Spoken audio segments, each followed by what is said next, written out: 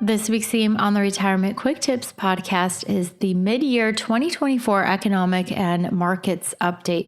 Today, I'm expanding on yesterday's recap of the first half of the year, talking more deeply about the economy and the outlook also for the rest of this year as far as economic growth is concerned.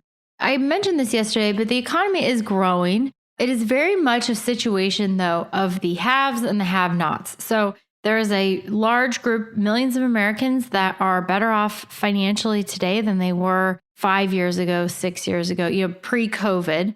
And there's a whole other group of millions of Americans that, because of inflation and higher interest rates, are not doing well.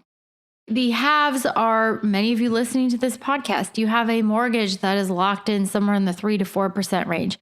Probably don't have a lot of debt overall, hopefully not a lot of credit card debt. You have what is likely a growing nest egg and overall net worth, both from your investment portfolio. You've seen your 401k.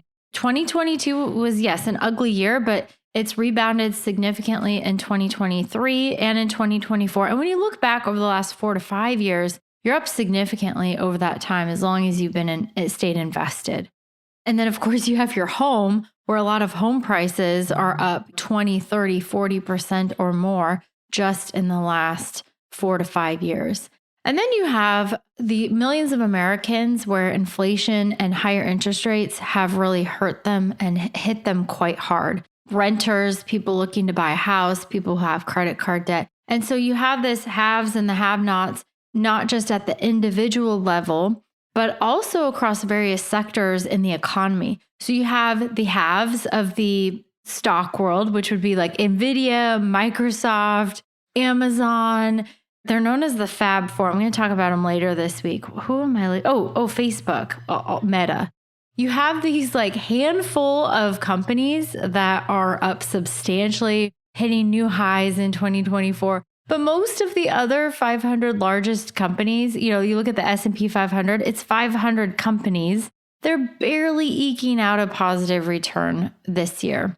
And this is all a big problem. You do not want to have this increasingly small group where all the wealth is concentrated, not just at the individual level, but as a company as well. If you look at the economy, it's not healthy.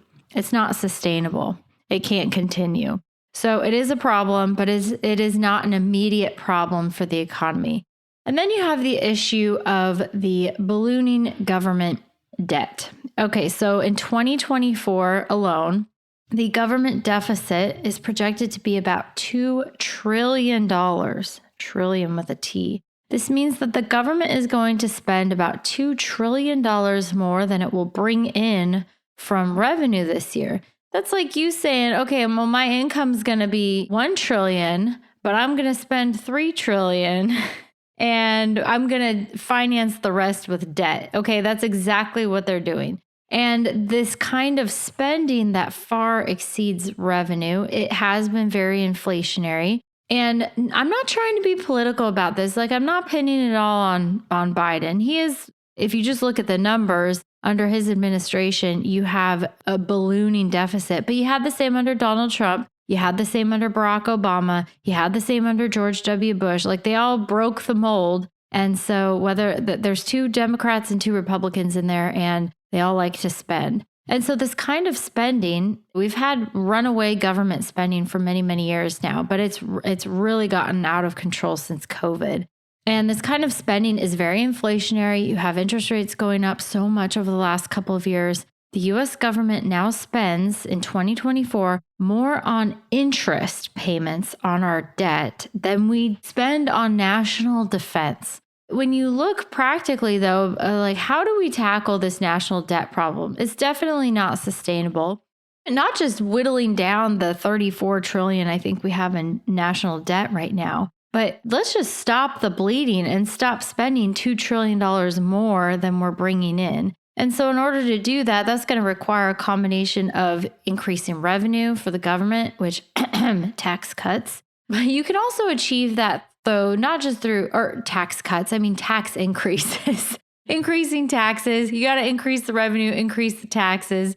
Stronger economic growth can also help with that because that's a more sustainable way to increase the revenue, because if Americans are making more, if businesses are making more, that's higher tax revenue as well.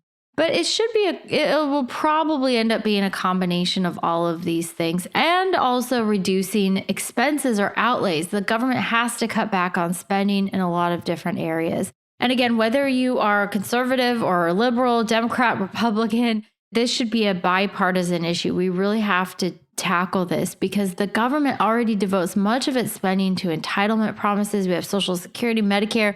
I mentioned the interest rate on the debt. It's going to be a very unpopular problem to tackle. Like, nobody wants their Medicare or their Social Security touched. But the bottom line here, and I guess why I bring this up, is because there are no imminent threats to the economy, but there are some serious problems that will come home to roost. I don't know if that's going to be in 3 years, 5 years, less, more. It could be 10, 15, 20 years. I don't know. It's important to remember, though, that there are always surprises, especially to the upside. So you have, like right now, you have AI, artificial intelligence. There's a lot of promise there and what that can do for the economy, productivity gains, innovation in this area. Maybe that gives the economy the jolt it needs to sidestep an otherwise looming debt crisis. All right, that's it for today. Thank you so much for listening. My name is Ashley Michike, and this is the Retirement Quick Tips Podcast.